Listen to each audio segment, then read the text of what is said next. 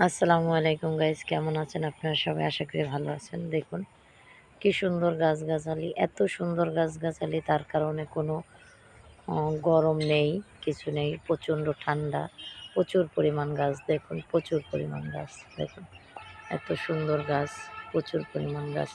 এই গাছ থাকার কারণে এখানে কিন্তু রৌদ্র লাগে না, ঠান্ডা বাতাস, কোনো গরমের ছায়া পড়ে না।